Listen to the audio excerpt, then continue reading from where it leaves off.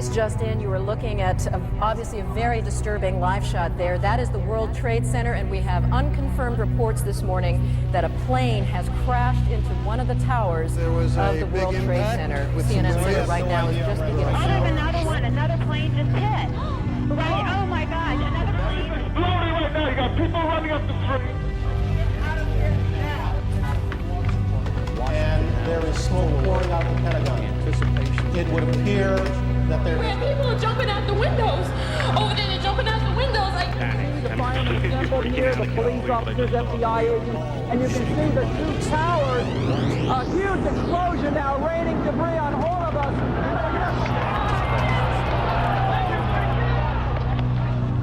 Another plane has crashed, this one about 80 miles south of Pittsburgh.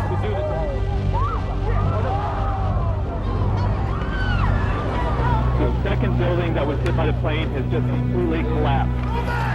The entire building has just collapsed. It folded down on itself and it's not there anymore. Just landing only a few minutes ago at Andrews Air Force Base, returning to the White House, getting ready to address the nation around 9 p.m. Never imagined was going to occur on his watch was to test his leadership qualities. Good evening.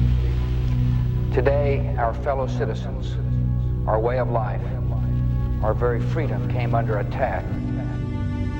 Immediately following the first attack, I implemented our government's emergency response plans.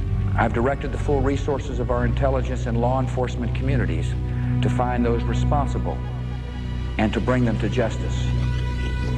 We will make no distinction between the terrorists who committed these acts and those who harbored them.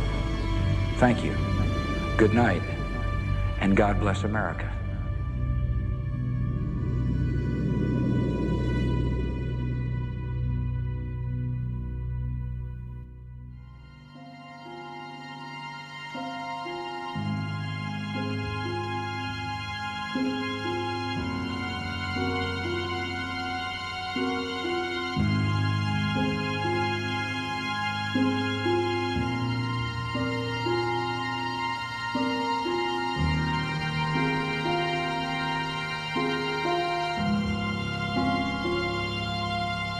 My name is Laurie Van Auken. My husband, Kenneth Van Auken, was killed on September 11th at the World Trade Center. He was on the 105th floor of the North Tower, which was the first building that was hit and the second building to collapse.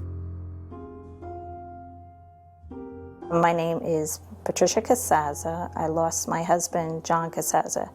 He worked for Cantor Fitzgerald on the 104th floor of the first tower. My name is Mindy Kleinberg, and I lost my husband, Alan. He worked for Cantor Fitzgerald on the 104th floor of the North Tower. I got a message from him on the morning of September 11th saying that, I love you, I'm in the World Trade Center, the building was hit by something, I don't know if I'm going to get out, but I love you very much and I hope I see you later, bye. And I didn't make it to the phone on time to speak with him. I tried calling him back, and I was never able to reach him, so I never spoke to him again. I was actually doing laundry when I got a call from my husband. And he had thought that a bomb had gone off in his building. And by the time he had called me, he had checked all those avenues and said that the floor is already filling up with a thick black smoke, and I don't think we're going to make it. He said, I love you. Tell John that I love him, our son. On September 11th, 2001, 2,972 people from more than 80 countries were killed, leaving thousands of loved ones behind. While grieving continued for many, some began to move beyond their personal pain. My husband's service was in October, and then I think I went into angry mode, and that's when I started to question everything. I spent a lot of time on the computer.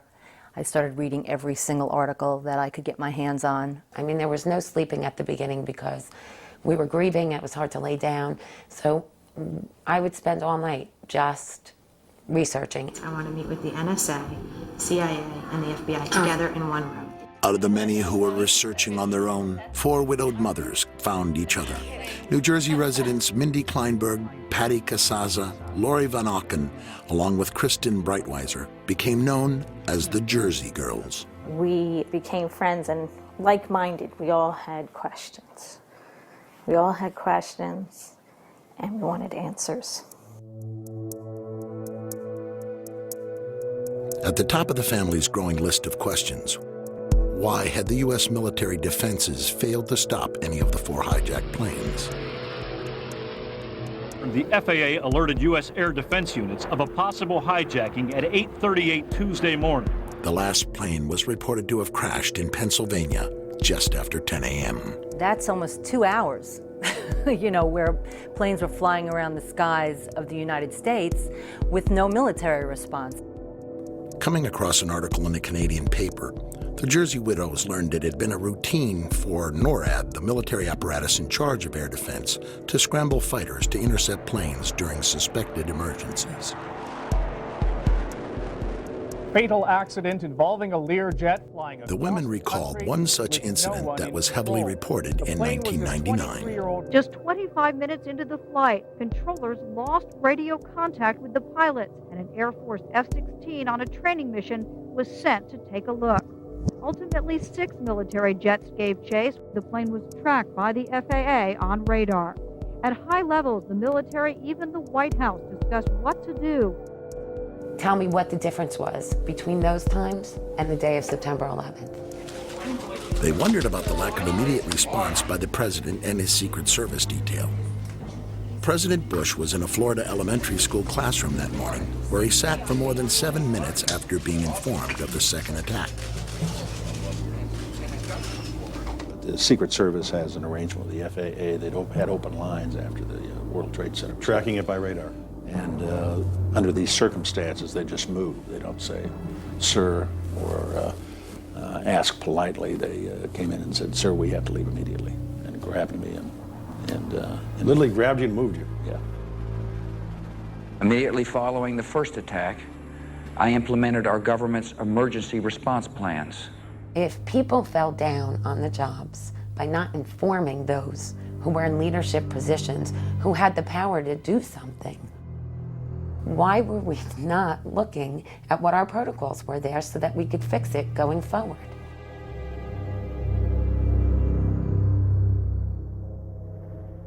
Our families didn't want us asking these questions. That was painful. We should, just be grieving and healing. Well, part of our healing process is finding out exactly what happened. We really were looking for answers feverishly at the beginning, and there was very little information being put out through the major media that answered our questions. There were just more questions. Every time we would look into something, we'd have more questions. One article led to a question that begat another question that begat another question, and when you couldn't thread them together and you couldn't come to an answer that made sense, we started to catalog our questions.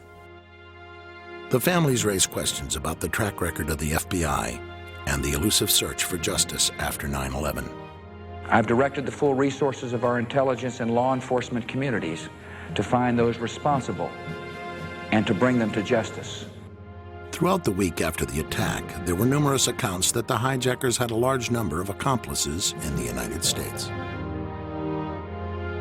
75 individuals who are currently detained, over 480 people arrested, nearly 1,000 individuals. The families waited for the 9/11 trials to begin, but they never came. After the public spectacle of roundups, the Justice Department quietly let the suspects go, one by one.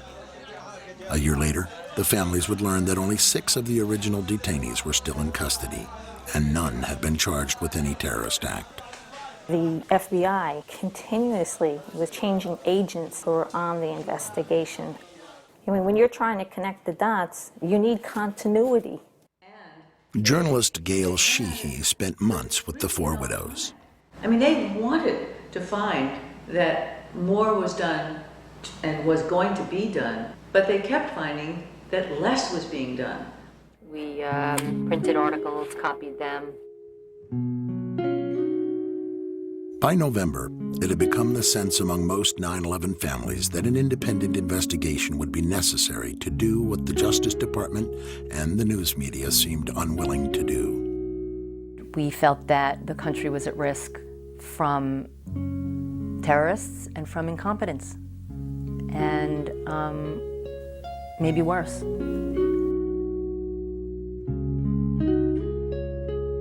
They get a little outside Washington, they stop a red light, and they begin wriggling out of their capri pants and putting on their nice little skirts and suits so they could go around all the offices of Congress, bedevil these members of Congress and say, what are you doing about this?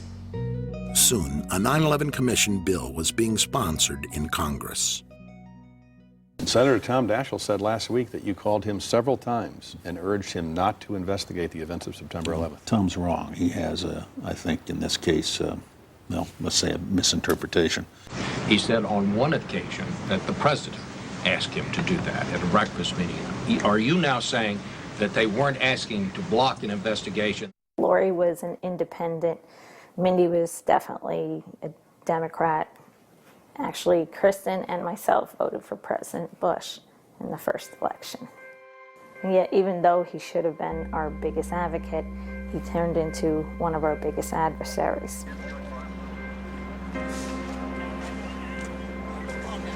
We still don't know what happened in those buildings. The Jersey widows were not the only ones seeking answers and becoming frustrated. In New York, Sally Reaganhard, who had lost her firefighter son Christian in the building's collapse, was forming the Skyscraper Safety Campaign. The 911 emergency tapes and recordings, plus 500 interviews done with the fire department right after 9/11. All that material has been withheld from the public. Sally partnered with widow Monica Gabrielle, who lost her husband Richard at the World Trade Center. Why did the buildings fall? How could skyscrapers just like crumble to the ground in 10 seconds?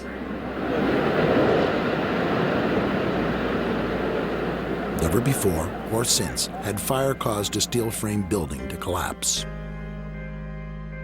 World Trade Center Building Number 7, never hit by an airplane, also collapsed that evening. Building 7 ablaze at the moment and apparently getting ready to collapse.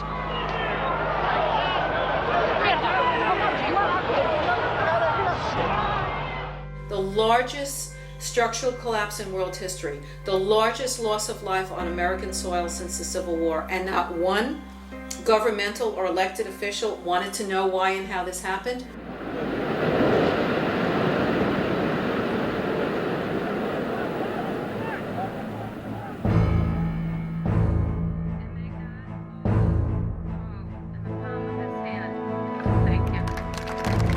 Realizing strength in numbers, 9/11 families rallied at the Capitol to press for answers.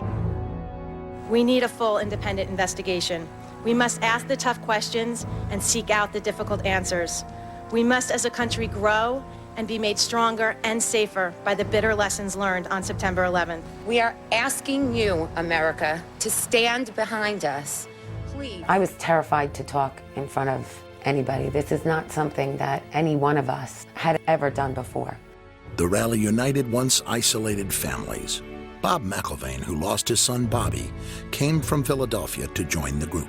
Being down Philly, it's like you're out of the loop. I was floundering by myself, just talking to people, trying to find anyone. That was the first time we all got together in a new direction to push for the commission. Sharing many of the same questions and concerns, a coalition of family members began to take form. Its goal, a formal investigation. Call your congressman. Tell them that you want to be safe. An investigation must not interfere with the ongoing efforts to prevent the next attack. Frustrated with the attitude of the White House and seeming lack of interest from the public, the family members began actively seeking support from the news media. And given the persistence of the media's focus on pain and suffering, it was not difficult for the Jersey widows to get their attention. You know, it was my private pain and my private story, and I really did not want to share that.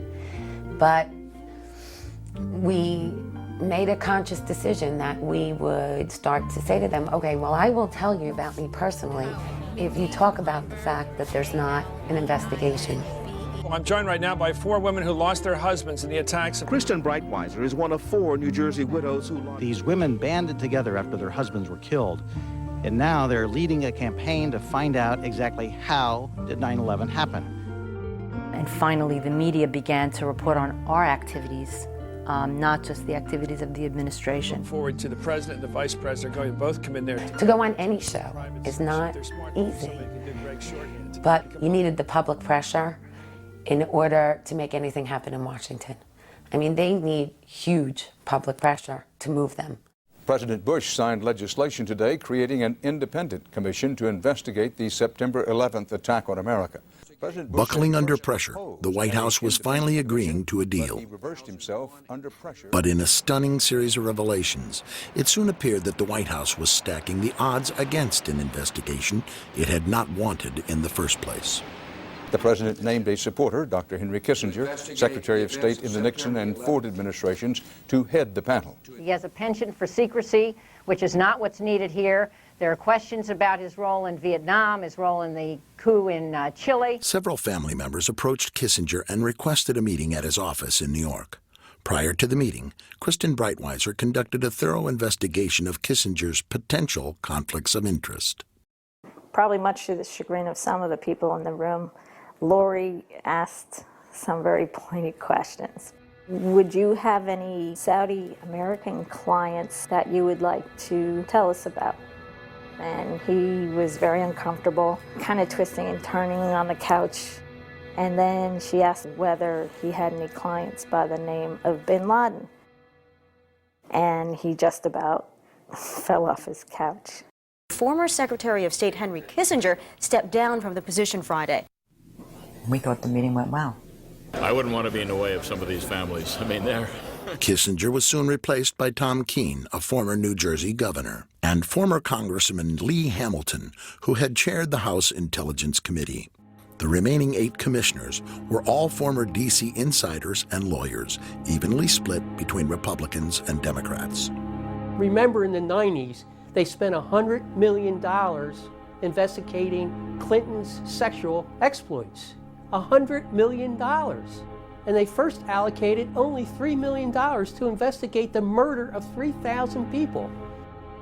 The budget was eventually raised to $14 million, but the investigation was also given less time than they had wanted, a year and a half. To monitor the commission, leading victim relatives established the Family Steering Committee. The group provided the commissioners with hundreds of well-researched questions for which they expected answers.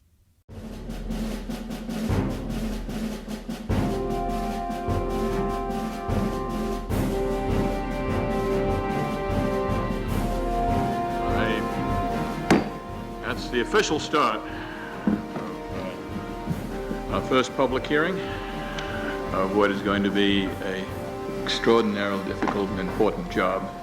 In March of 2003, 441 days after the attacks, the official investigation began in New York. Mindy Kleinberg from September 11th Advocates. On the morning of September 11th, my 3-year-old son Sam and I walked Jacob 10 and Lauren 7 to the bus stop at about 8:40 a.m.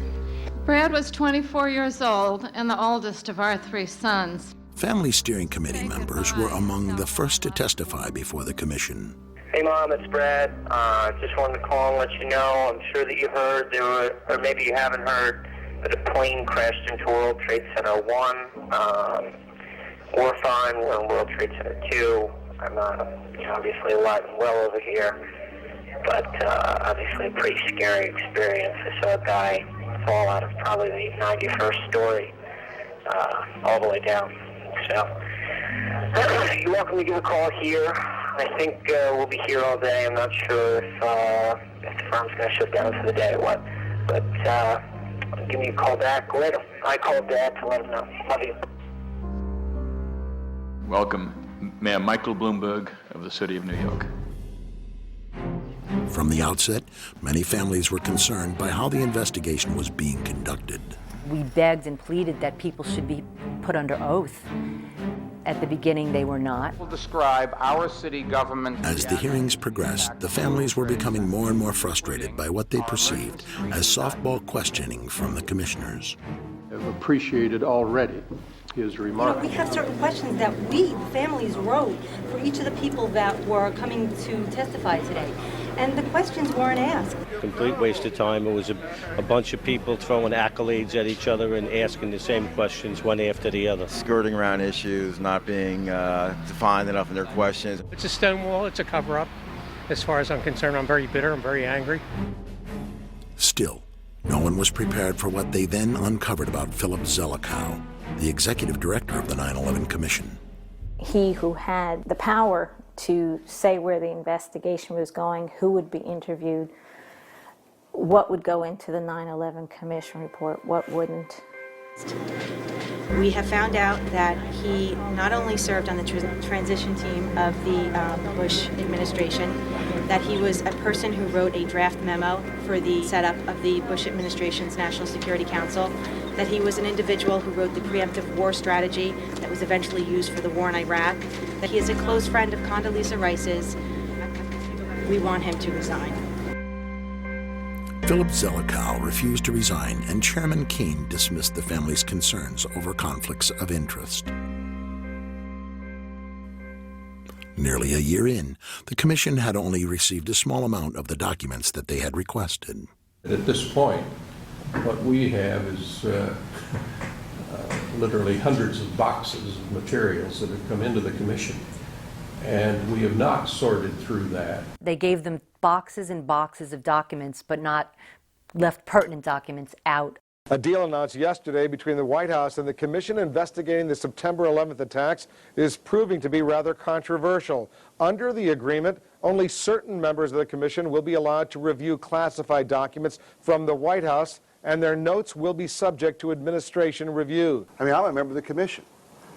The president has said only a minority of the commission can see a minority of the documents, and then they have to clear what they're going to say to the rest of the commission with the White House. The only two commission members allowed direct access to the documents? Jamie Gorelick, the Deputy Attorney General under President Clinton, and Philip Zelikow. I felt that the fix was in at that point in time. The majority of the commission felt that it was better to see these documents rather than take a chance of not seeing them at all. It's a scam. It's absolutely disgusting. This is important. We cannot do our responsibilities if we don't have all of us access to all the documents we need, including what's in the White House. And with the investigation nearing its deadline, the President, Vice President, and National Security Advisor were still refusing to testify publicly. Yet few Americans were aware of the family's plight. Up till then, the hearings had received only minimal coverage. Suddenly, that all changed. In testimony before the 9/11 Commission later this week, and in a new book to be published tomorrow, Against All Enemies, Clark will tell the story of what happened behind the scenes at the White House before, during, and after September 11th. To the loved ones of the victims of 9/11, your government failed you. Those entrusted with protecting you failed you. And I failed you. Mr. Clark is the first person that has apologized to the families. Clark's testimony provided the families with the timely leverage they needed to increase public pressure on reluctant White House witnesses. The Bush administration will allow National Security Advisor Condoleezza Rice to testify publicly before the 9/11 Commission. For President Bush, it was a dramatic reversal. I've ordered this level of cooperation because I consider it necessary to gaining a complete picture of the months. And even the President and Vice President agreed to meet with the Commission, but with a catch. They insisted on meeting together behind closed doors and not under oath. President. Why are you and the Vice President insisting on appearing together before the 9/11 Commission? Because the 9/11 Commission wants to ask us questions. That's why we're meeting, and I look forward to meeting with them and answering their questions. Why you're appearing together rather than separately, which was their request? Because it's a good chance for both of us to answer questions that the 9/11 Commission is looking forward to asking us, and I'm looking forward to answering them. Let's see. We have to have one story, so I'll say part, and if I get it wrong, hedge a little bit and give me the next. I want to thank the chairman and vice chairman for giving us a chance to share views on different subjects. And they had a lot of good questions, and I'm glad I did it. I'm glad I took the time. What topic did the commissioners want to spend most of the time on?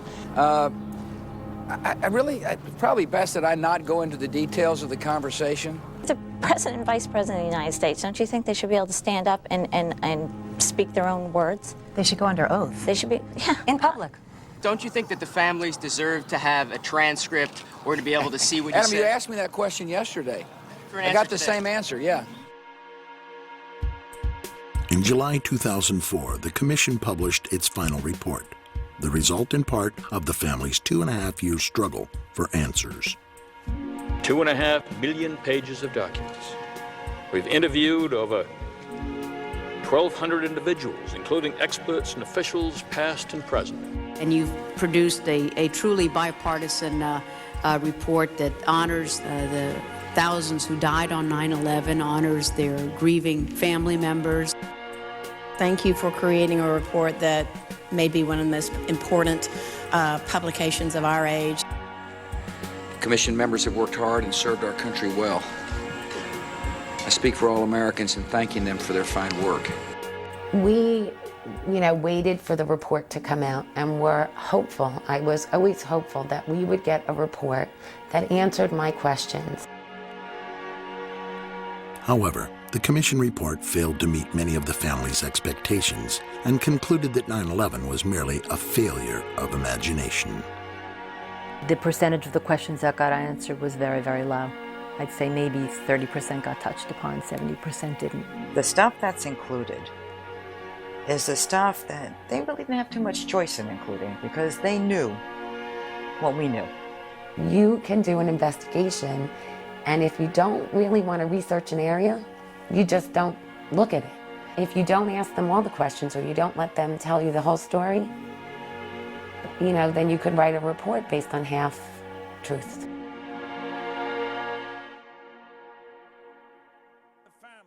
What is their feeling? Are the people who lost loved ones at 9/11 like the families of guys who were lost in Vietnam? They just can't get over it. Sometimes people try to become crusaders because they can't deal with reality.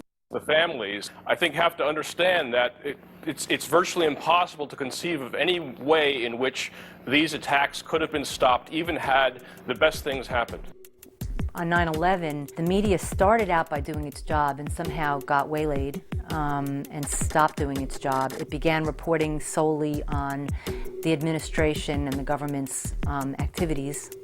The news media, while yielding a fact here, a fact there, failed again and again to connect the dots. The one thing that I personally was hoping for was another Woodward and Bernstein with regard to 9/11. Someone, anyone that was willing to put their teeth into this. The families discovered a website created by independent investigator Paul Thompson. His complete 9/11 timeline, an innovative internet research tool, stitches together information from over 7,000 mainstream news stories. It was all our binders, but laid out beautifully online, and he had the ability to connect the dots. He would put a time up there, and then he would back it up with mainstream media sources so you could understand why there were discrepancies in the timeline. Flight 93 crashed at 10:03, but the seismic data says 10:06. And then he'd have a link so you could see the seismic data. The whole mystique of intelligence is that you acquire this very valuable information covertly. If the truth be told, about 80%, of any of what the information that one needs is available in open source materials. Thompson's work soon gained mainstream media exposure. Paul Thompson's timeline is based on public documentation of what we know, what the world knows about 9/11. James Ridgway was among the first to bring attention to Paul Thompson's timeline. You know, it has to be almost taken more seriously than the 9/11 Commission, because, I mean, it's open. There's nothing secret here.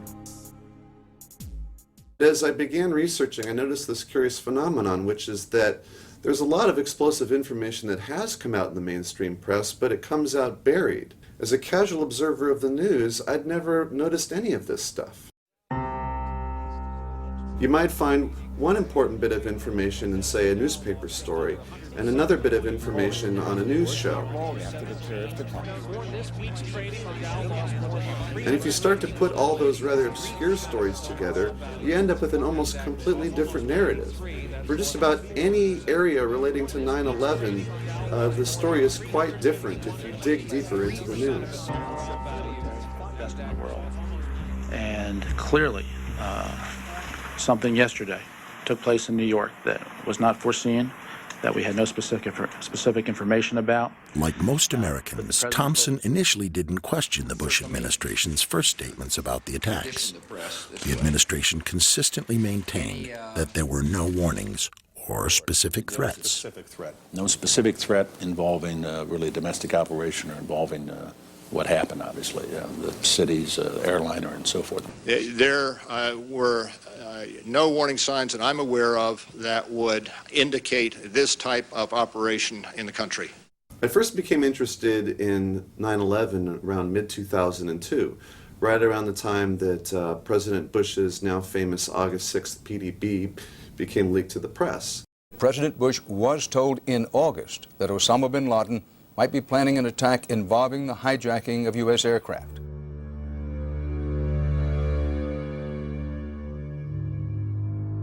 Dan, it was a revelation that the White House had no intention of making public, and officials spent the entire day in full damage control. I don't think anybody could have predicted that they would try to use an airplane as a missile, a hijacked airplane as a missile. Nobody in our government, at least, and I don't think the prior government that could envision flying airplanes into buildings on such a massive scale. His interest peaked. Thompson began to search for news stories that might help him determine exactly how aware the White House had been of al-Qaeda's desire to use planes as weapons. He was quickly able to compile a wealth of examples that any journalist should have been able to find. One of the earliest dates back to 1995. It was codenamed Operation Bojinka, a terrorist plot to use commercial planes to attack U.S. targets. Ramzi Youssef, the bomb maker responsible for the 1993 World Trade Center bombing, had fled to the Philippines, where police discovered his bomb factory. Youssef again escaped, but his accomplice was arrested and spilled the chilling plot. Operation Bojinka, a plan to blow up multiple airliners over the Pacific, was heavily reported, but Thompson noted most journalists failed to mention the second aspect of the plot. Only CNN International dug deeper into this story. In confidential documents from the Philippines obtained by CNN, the plan was clear. He will board any American commercial aircraft, control its cockpit, and dive it at the CIA headquarters. Other buildings targeted the Pentagon and the World Trade Center. And the FBI, using the Philippine documents, did check the 4 flight schools named there, but found no evidence of any other planned terror attacks. Only NBC reported a stunning confession by a man allegedly trained by bin Laden. It was over a year before 9/11, a Pakistani-British man told the FBI an incredible tale, that he'd been trained by followers of Osama bin Laden to hijack airplanes, and he confessed he was now in America to carry out an attack. Khan was recruited into al-Qaeda at a British mosque, then flown to Lahore, Pakistan for hijack training in a Mach 767 cockpit before being sent to America, where he was told he would hijack a plane from JFK and fly it into a building. I told him before the 9/11 about more than a year we hijacking in America airline. Khan claims he got cold feet. Instead of meeting his contact, he slipped away, gambled away all his money, and in fear turned himself in and confessed. I've been to Pakistan. I know about this hijacking, something going on. NBC News has learned Khan passed not one, but 2 polygraphs. A former FBI official says Newark agents believed him, but word came from headquarters, quote, return him to London and forget about it. Access to this exclusive footage from NBC is now restricted. July 2001, according to 60 Minutes, Egyptian intelligence received a report that 20 al-Qaeda had slipped into the U.S. and 4 of them had trained on Cessnas. Now, to the Egyptians, pilots of small planes didn't sound terribly alarming, but they passed on the message to the CIA anyway, fully expecting Washington to request more information. The request never came.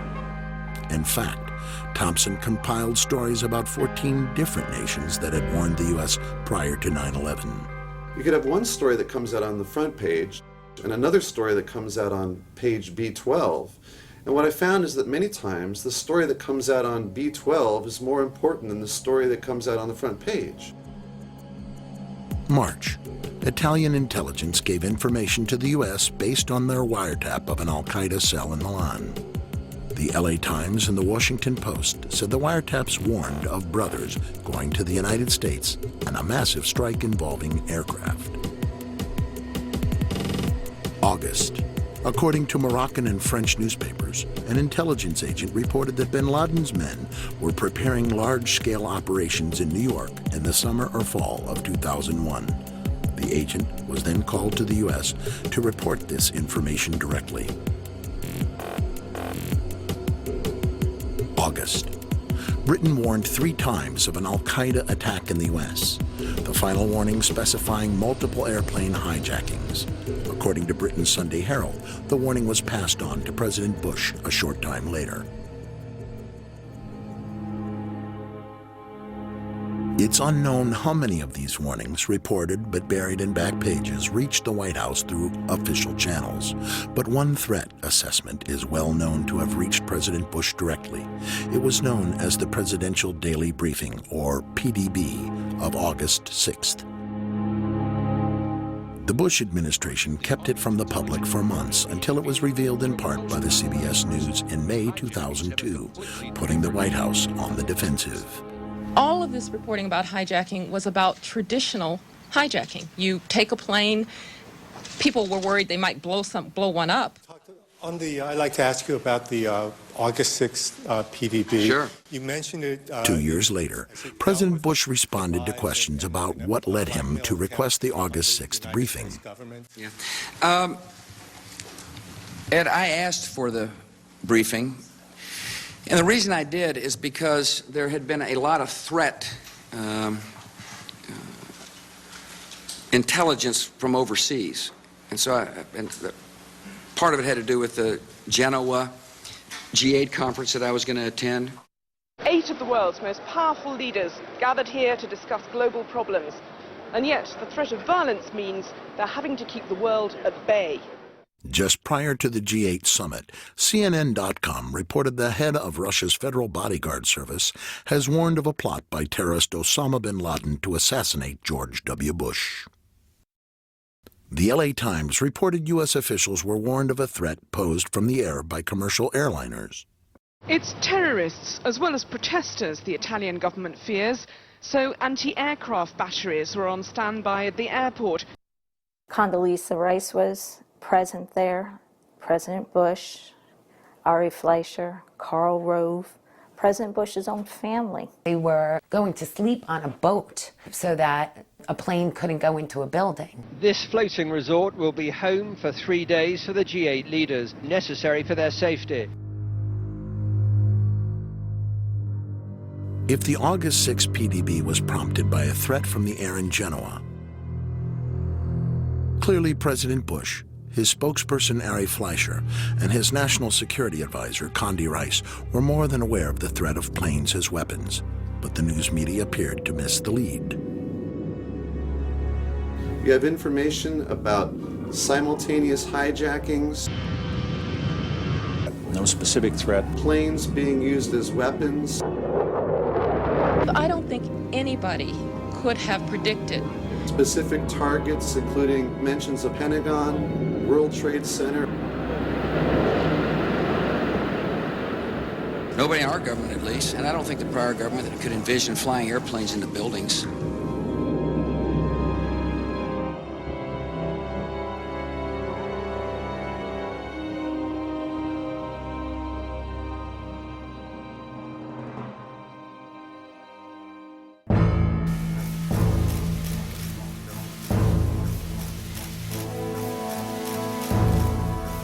Dr. Rice, would you please rise and raise your right hand? You swear or affirm to tell the truth, the whole truth, and nothing but the truth. In April 2004, public pressure finally forced the White House to allow Dr. Rice to testify before the 9/11 Commission to answer questions about the PDB and the nature of warnings given the administration. the threat reporting that we received in the spring and summer of 2001 was not specific as to time, nor place, nor manner of attack. Almost all of the reports focused on al-Qaeda activities outside the United States. This sat in stark contrast to the warnings well documented in Thompson's timeline. What the August 6th PDB said, and perhaps I should read it to you. We would be happy to have it declassified in full. When she was testifying, one Ben Venice was really trying to get into the nitty-gritty. Did you tell the President at any time prior to August 6th of the existence of al-Qaeda cells in the United States? First, let me just make certain. If you could just answer that question, first, because I only have a very limited... I understand, Commissioner, but it's Did you tell the important that President? I also address... It wasn't like a trial. You couldn't grill these people till you got the answer. I really don't remember, Commissioner, whether I discussed this with the President. Just let me move on, if I may. There were no specifics. And What about August 6th? What did August 6th memo say? And then she would start going off. It was historical information based on old reporting. There was no new threat information, and it did not, in fact, warn of any coming attacks inside the United States. And what was the title of the memo? I believe the title was Bin Laden Determined to Attack Inside the United States. Now, the PDB... 2 weeks later, the White House finally declassified the PDB. There's lots of examples where it's a domestic threat. Bin Laden told followers he wanted to retaliate in Washington. You know, Bin Laden was planning to exploit the operatives' access to the U.S. to mount a terrorist strike. Abu Zubaydah was planning his own U.S. attack. Less FBI information since that time indicates patterns of suspicious activity in this country consistent with preparations for hijackings or other types of attacks, including recent surveillance of federal buildings in New York. That's present tense and domestic. Ari Fleischer came out right after September 11th and said there were no warnings. I watched him tell me there were no warnings, okay? I want to know why nobody has gone back and said, what did he mean? Howard Dean recently seemed to muse aloud whether you had advanced knowledge of 9/11. Yeah. Look, there's time for politics. And, you know, it's time for politics, and it's an absurd insinuation. The press has reported this one and that one, but they haven't really put it all together and said, God, how many different warnings did you get? How many different ways was this information coming at you? And why wasn't anything done about all these warnings? Why is the Attorney General of the United States doing all his air travel by specially chartered jet? The Justice Department cited what it called a threat assessment by the FBI and said Ashcroft has been advised to travel only by private jet for the remainder of his term. And on the night before the attacks, the president may have slept more soundly, knowing surface-to-air missiles were placed on the roof of the Sarasota, Florida resort where he was staying. Not a typical security procedure at the time. That same night, quote, a particularly urgent warning may have been received, causing some top Pentagon brass to cancel their scheduled flights the morning of 9/11. Why that same information was not available to the 266 people who died aboard the 4 hijacked aircraft may become a hot topic on the Hill. It never did. We took an oath not to talk about during the campaign, I think correctly so, to increase the capacity of that commission's report to be heard by the People's Congress. Now it's beyond the campaign, so the promise I had to keep this out of the campaign is over. Mr. President, you knew they were in the United States. You were warned by the CIA. You knew in July they were inside the United States. You were told again by briefing officers in August that it was a dire threat. Didn't do anything to harden our border security, didn't do anything to harden airport security, didn't do anything to engage local law enforcement, didn't do anything to round up INS and consular offices and say we have to shut this down, and didn't warn the American people. What did you do? Nothing, so far as we could see.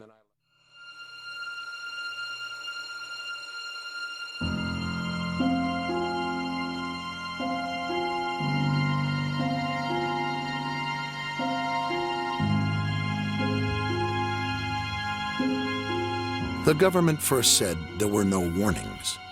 There were. Then the White House insisted the warnings were not specific as to where, when, or how. The 9/11 families and the timeline connected the dots where the media didn't.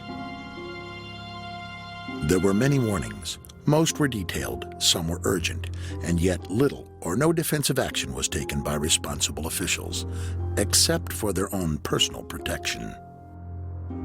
The public was better informed in the summer of 2001. Lives would have been saved. Maybe the attacks wouldn't have been prevented. Lives would have been saved. My husband was in Tower 2. If he knew that it was a terrorist attack, he wouldn't have stayed in the building. When they were told that the building was secure and to stay at their desk, maybe they would have left. Maybe, those who thought that the first attack was an errant plane would have thought differently and responded differently. But again, we weren't given the information to make any of these decisions for ourselves. Even as the first tower burned on every channel that morning, no one on the federal level who had received warnings all summer called New York to order an evacuation of Tower 2. No one ordered fighters to perform any timely defensive action against the remaining hijacked planes.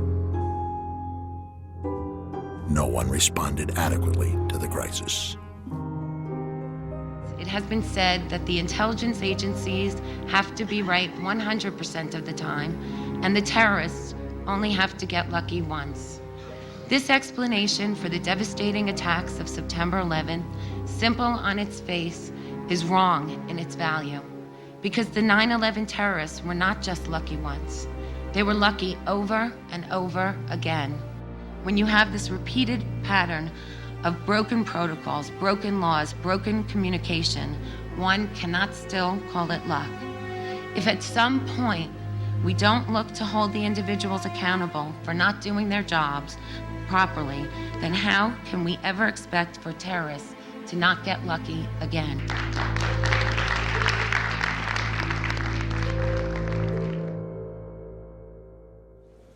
Mr. Speaker, the President of the United States.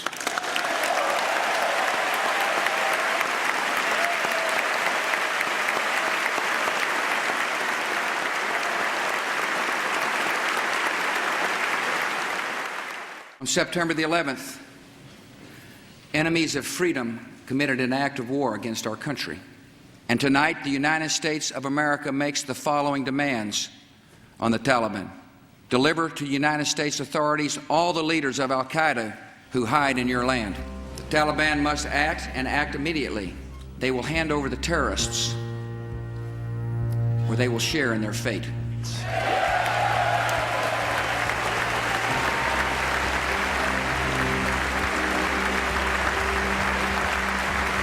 We have a live picture that we're showing from Kabul. American ground forces at this hour are penetrating Afghanistan. Mazar-e-Sharif apparently has been taken. We had reached to the outskirts of Kabul. One of Osama bin Laden's top lieutenants was killed. one of the infamous Al-Qaeda caves. Plenty of room for some fighters to hide when the American bombs start to fall. Unbroken military activity attacking the White Mountains. Despite the crushing defeat of Al-Qaeda forces at Tora Bora, U.S. military officials still don't know where to find Osama bin Laden. This is Tora Bora, the remains. The rest of the Afghan fighters are headed home. The caves of Tora Bora conquered, a terrorist shelter, now just a hole in the ground. The distinguished interim leader of a liberated Afghanistan, Chairman Hamid Karzai.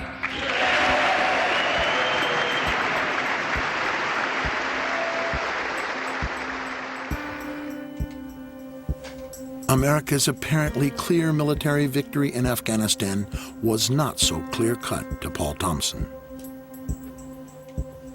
The war ended very quickly, but in the end, the U.S. was only able to capture or kill one major al-Qaeda figure and no Taliban figures. You know, the fact is right now today, we don't have any high-ranking Taliban or al-Qaeda. We haven't really captured anybody, one or two on the fringe. His understanding of the government's actions before 9/11 now fundamentally changed. Thompson decided to take a similar look into what happened in Afghanistan. The press never looked very closely at how so many of these leaders were able to escape. However, if you piece together a number of different news accounts, you can begin to understand the story.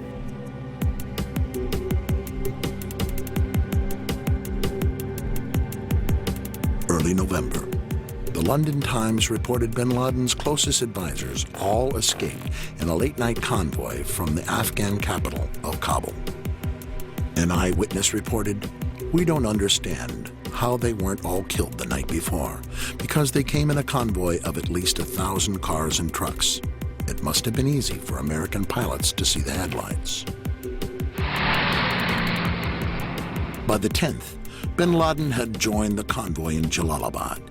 An intelligence official told Night Rider newspapers it was obvious that this area was to be the base for an exodus to Pakistan. We were amazed that nothing was done to prepare for it.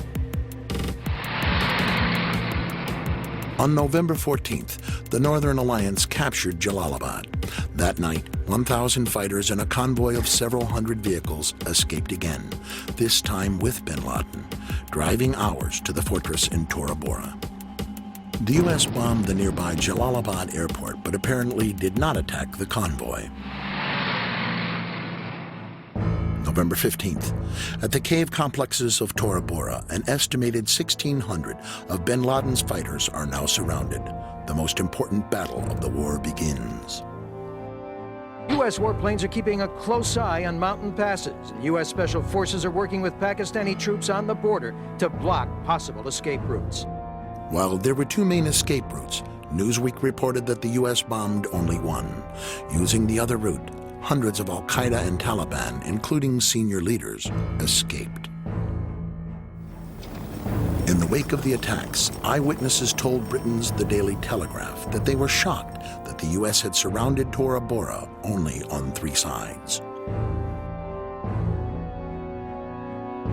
Bin Laden walked out of the Tora Bora cave complex and into Pakistan with a number of loyal followers.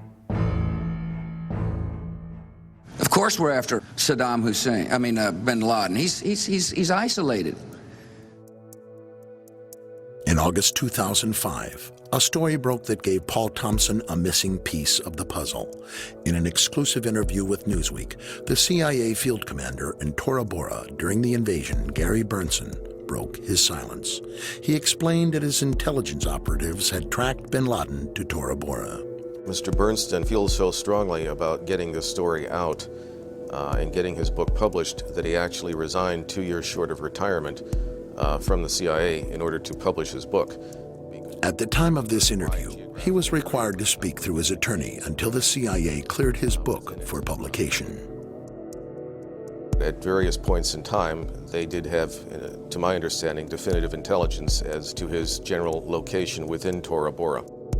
I can't go into detail as to the actual sources of the intelligence and the collection methods because those remain classified. However, we had Osama bin Laden essentially cornered in Tora Bora, and for whatever reasons, we did not do what was necessary in order to ensure that he did not escape. The goal has never been to get bin Laden. Obviously, that's desirable.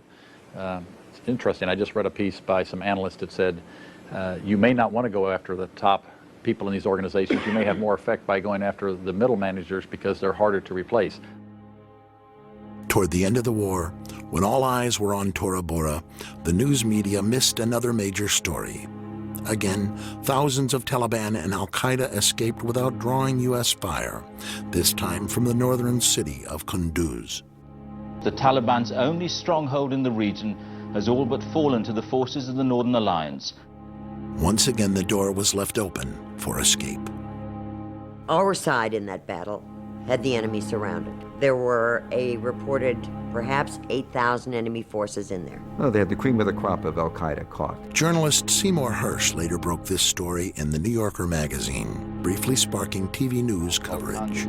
And from there, all of a sudden, one night around Thanksgiving, in the middle of the siege, an air corridor was set up between Kunduz and northern Pakistan. And at night, Pakistani relief planes regularly flew through that corridor. It was a very orderly, organized thing that armed men would stand on the tarmac waiting for a flight that would come in, and then they would be taken out. As many as 4,000 or 5,000. They were not only al-Qaeda, but maybe even some of bin Laden's immediate family were flown out on his evacuation. It had to be done with the blessing of Musharraf, didn't Exactly, and of the United States. When I tell you it comes at the level of Don Rumsfeld, it has to. What we're describing here is something which would clearly be noticed by the United States. One or two, maybe not, okay? An airlift of these proportions, it certainly would. This is the most secure space on the face of the earth right now. If someone's moving over Afghanistan, the United States knows about it, clearly. No plane could fly from Kunduz to Pakistan without getting shot down unless we let it happen. And we let it happen. And I think there's just no other way to explain it. My take on it basically is the fact that there is some sort of a deal in place between the government of Pakistan and the United States.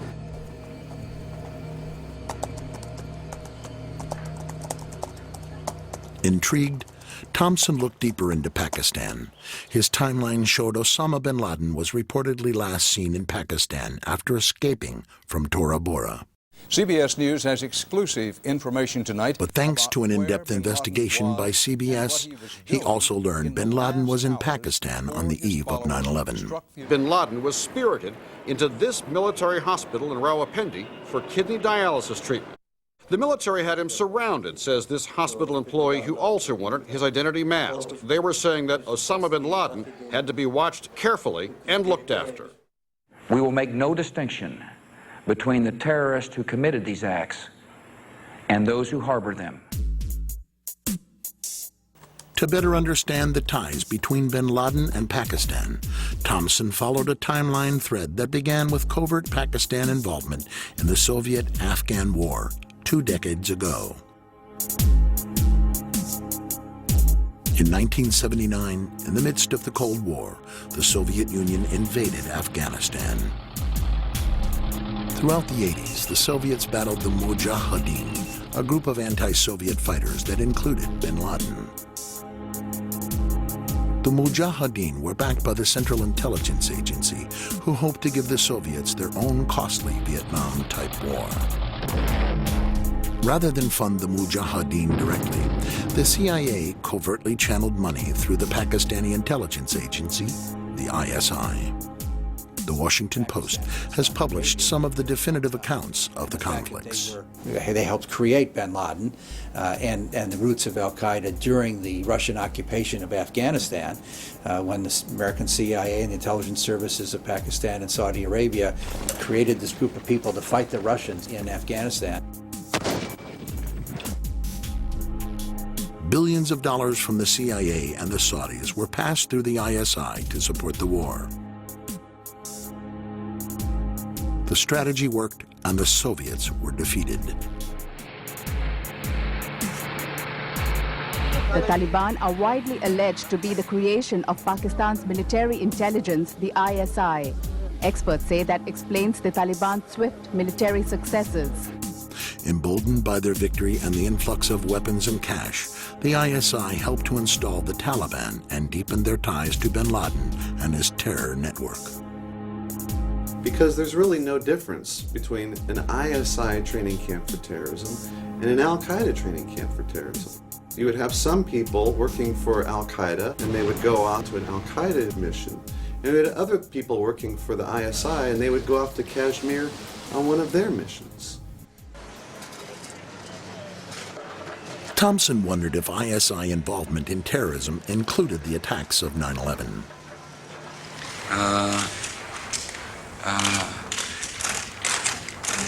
We will give the Pakistani government a chance to cooperate and to participate as we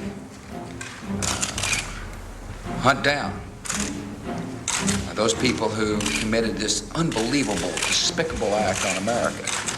What I am told by senior administration officials is the Pakistani government has promised to, quote, fully cooperate. The dictator of Pakistan, General Musharraf, came forward. Within days of the attacks, Pakistan was hailed as a major ally in the new war on terror.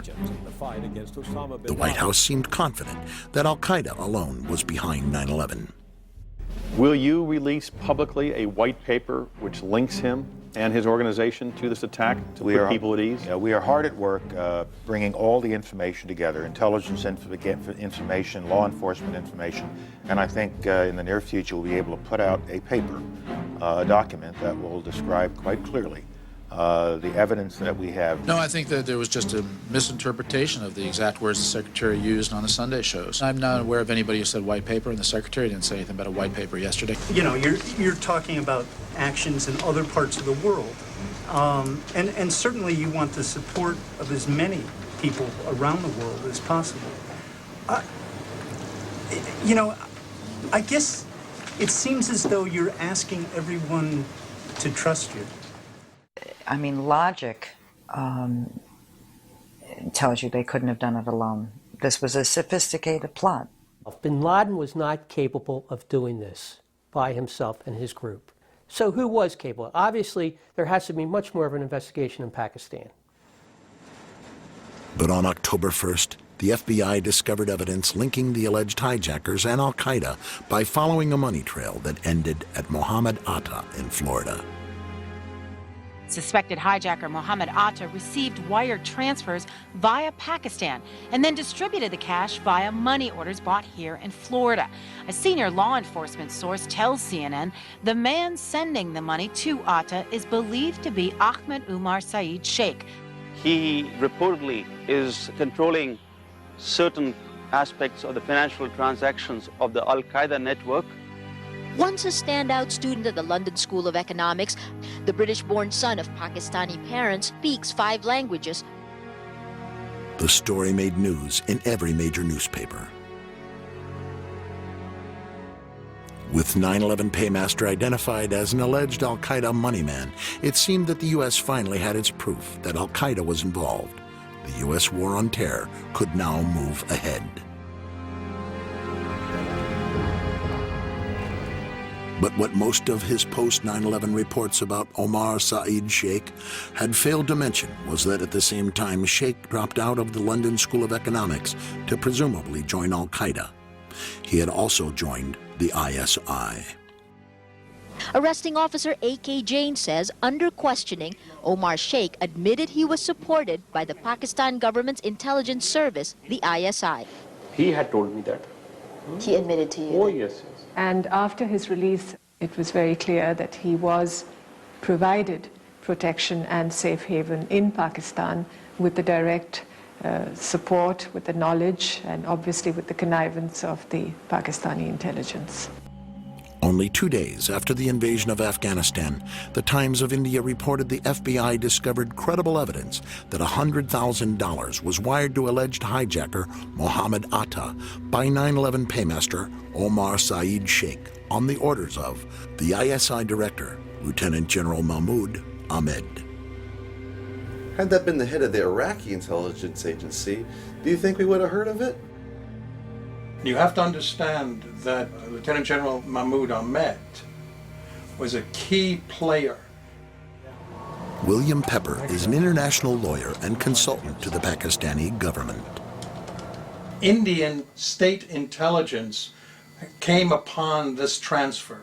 It was then the Times of India was able to get this information, and the FBI got involved in this whole situation because this was now becoming very public as a result of the Indian investigation.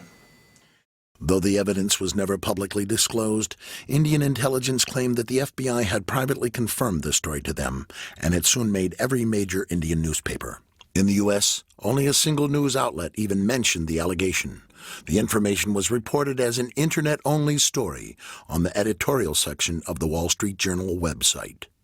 It had this cutesy title, but it contained this completely explosive information.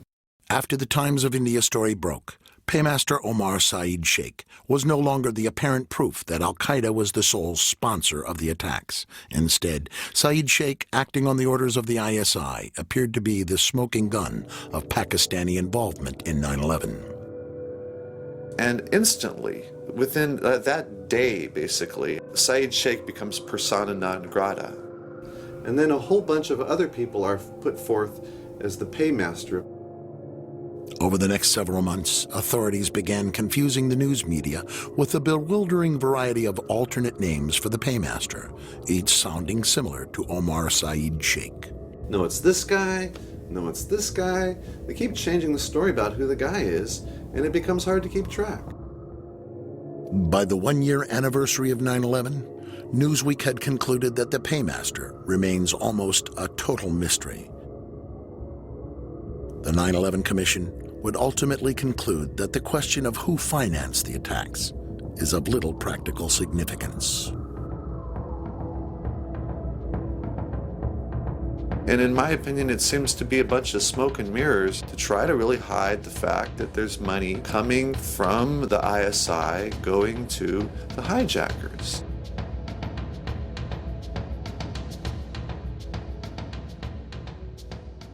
If we were really going after the people who sponsored al-Qaeda, wouldn't we be bombing Pakistan? Are we better off in Pakistan or in Iraq in terms of beating terrorism? I would say to you, if you'd asked me that question, I would say, no question. Let's forget about Iraq and let's focus on Pakistan. There is no reason for the administration to continue to shield make-believe allies who are supporting, either directly or indirectly, terrorists whose goal is to kill Americans. And do you think that will ever become public? Which countries are talking about? It'll become public at some point when it's turned over to the archives, but that's 20 or 30 years from now. We need to have this information now because it's relevant to the threat that the people of the United States are facing today. And here the story took another unexpected turn. Several top news sources had all reported that the Pakistani ISI director had actually been in Washington for a rare visit during the week of September 11th. Yes. Are you aware of the reports at the time that ISI chief was in Washington on September 11 and on September 10th, $100,000 was wired from Pakistan to these groups here in this area? And why he was here? Was meeting with you or anybody in the administration? I have not seen that report, and he was certainly not meeting with me. Yes? LA Weekly reported that on the very evening of September 11th, U.S. State Department officials began negotiating the terms of the U.S.-Pakistani partnership with ISI Director Mahmoud Ahmed, the very man who was alleged to have ordered the wire transfer to Muhammad Atta. The talks continued over the next several days before the Lieutenant General returned to Pakistan on September 14th. But an undercover operative named Randy Glass says he can prove that USA officials knew about the ISI role in 9/11, even as they chose to partner with Pakistan. The revelation came in yet another largely overlooked story, this one reported by Dateline NBC. Con man turned undercover operative Randy Glass was infiltrating a terrorist arms buying network layer by layer. Former conman Glass was part of a 1999 government sting called Operation Diamondback, a 2.5-year investigation by the FBI and the Bureau of Alcohol, Tobacco, and Firearms. On July 22, 1999, Glass flew to New York for a meeting here at the trendy Tribeca Grill. It was dinner for 4. Glass, his first contact, Dia Moishan, the Jersey City businessman Mike Malik, and the mystery man, R.G. Abbas. You know who supplies him with money? Who? Glass was wearing a wire.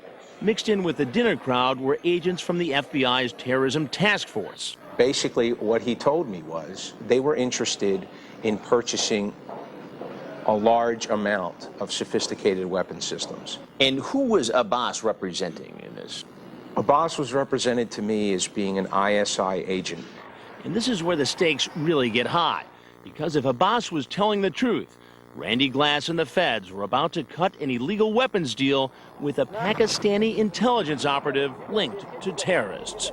The story of Randy Glass never seemed to quite catch on. If you ask most people, have you heard about this? Have you heard about Randy Glass? They haven't heard about it. Earlier today, Perhaps the story failed to spark the public imagination because the most dramatic revelation ended up on Dateline's cutting room floor. I had been threatened by FBI agent Steve Brodowski that if I mentioned any of that, I would be charged with obstruction of justice.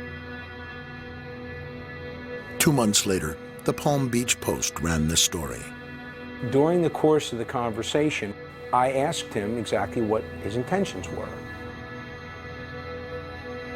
After dinner, as we walked outside, he pointed in the direction of the World Trade Center and said, "Those towers are coming down."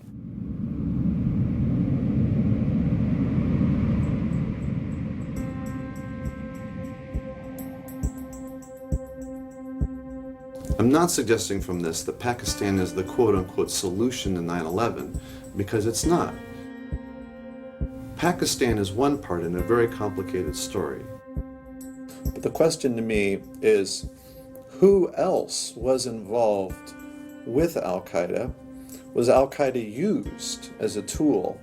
Just as in the 1980s, the Mujahideen were basically used by the US government.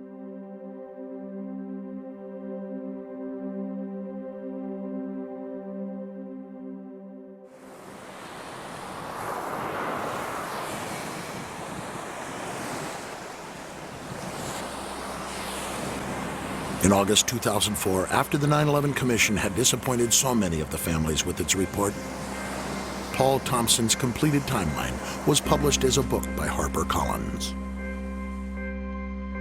The recurring themes of Paul Thompson's timeline are clear: no accountability, few answers, and many missed leads. The sponsors of the attack yet to be confronted. Is the fact that there is some sort of a deal in place between the government of Pakistan and the United States. The men named as the culprits allowed to escape. But we haven't really captured anybody, one or two on the fringe. And the government officials who ignored warnings before 9/11, still in their positions. I don't remember the Al-Qaeda cells as being something that we were told we needed to do something about. Still, despite years of investigation and advocacy by the families and others, the official story of what really happened on September 11th remains little changed. What is democracy? You know, it's government by the people. It's a simple equation, okay? The biggest part of democracy is the media. They have to hold everyone accountable. You know, it would be impossible as a citizen to be up and informed on every single topic because it took us thousands of hours of research in order to be informed enough to ask the right questions here. And that's where you need media, because you know what? Somebody has to be out there connecting the dots. And we don't have that. Good morning, everyone. Thank you very much, Diane and Charlie. Please don't go away because... I think news reporting has drastically changed since 9/11. Rebecca Abrams, an assignment editor with ABC News. The reporting now, there is always use of caution in how we cover a story. For those tuning to the internet rather than network news, online buzz about President Bush in the Florida classroom had started within weeks of the attacks. But most Americans remained unaware. For nearly 3 years, the footage gathered dust on newsroom shelves as the networks avoided the issue in their anniversary retrospectives. ABC News is going to be with you all day long, bringing you the events of the day, starting with the memorial here. They seem to go out of their way to avoid exposing the president's lack of response. The president thought for a second or two about getting up and walking out of the room, but the drill was coming to a close and he didn't want to alarm the children. Instead, Bush pauses, thanks the children. Thank you also very much for showing me your reading skills. And heads for the empty classroom next door. This is Michael Moore. Finally, into the void created by the news media glossing over the discomforting issues came filmmaker Michael Moore with his record-breaking film, Fahrenheit 9/11. Sharply critical of the administration, the film sparked controversy and fiery attacks on Moore himself, including during prime time at the Republican National Convention. Please, my friend. He's certainly not a disingenuous filmmaker. Why had it been left to McCain's disingenuous filmmaker to bring these questions to the American public? Fahrenheit 9/11, which is based a lot on our reports at BBC television on my book. ABC News has free access to everything we do at BBC television. We say, go ahead, run it. Run the story. You don't like the way Michael Moore does it? You think it's too polemical or biased? Fine. Run the hard news, buddy. It's on AP, it's Bulletin Crash. We are every day kicking and screaming in the newsroom, trying to get stories out. But we could do a story and it might not make air. You have someone from the corporation making the editorial decisions. These are not journalists.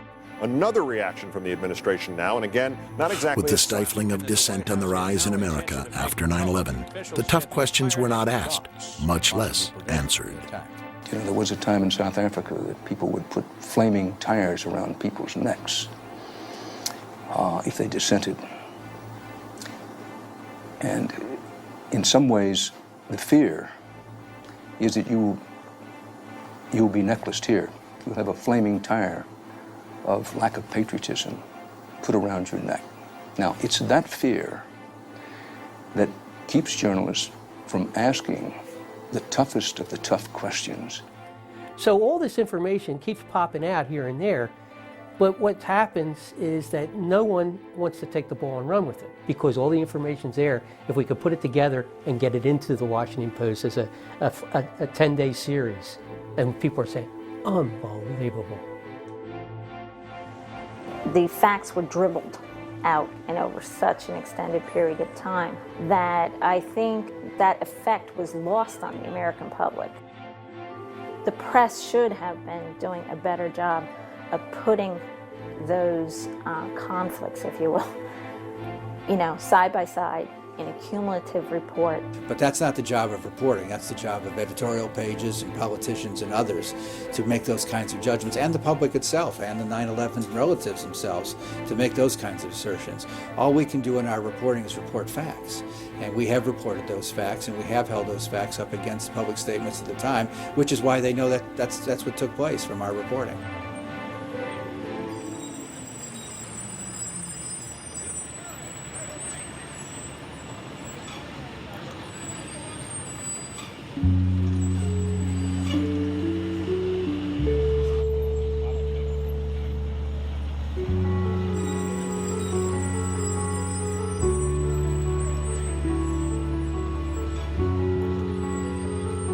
This is a scandal of tremendous proportions. It makes Watergate look small.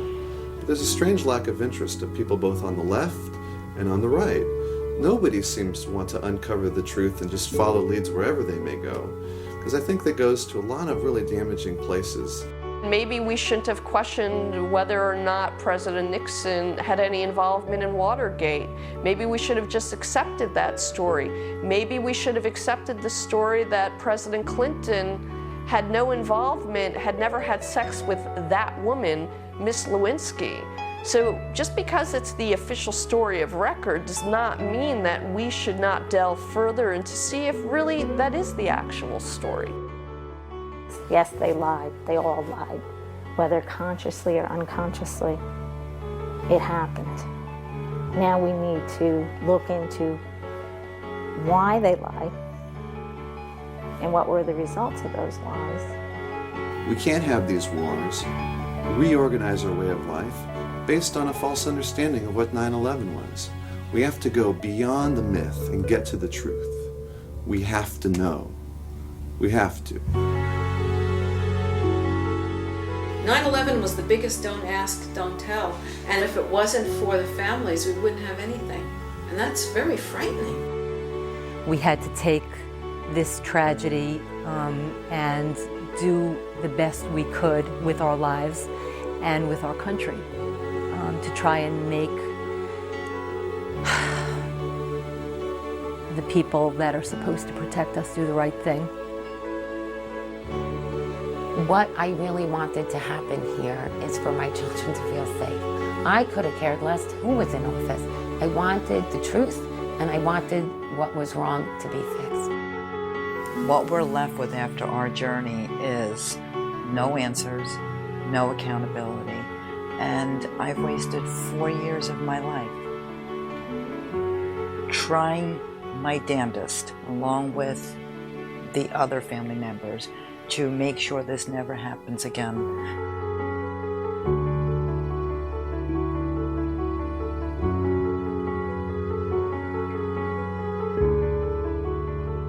Let me just say something real quickly about my son, please. On the wall in his room, it said, "Knowledge is power." I am only doing this for one reason and one reason only, to carry on his legacy. I'm so pissed off at the American people. I'm so pissed off at this government because of this cover-up.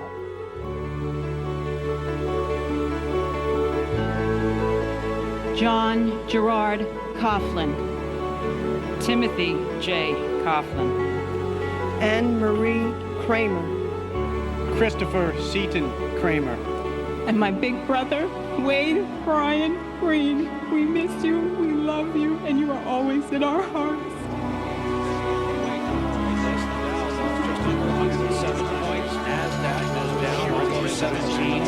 For this week's trading, the Dow lost more than 351 points. That's 3% of its overall value. NASDAQ was off almost 93. That's more than a 4% drop for the week.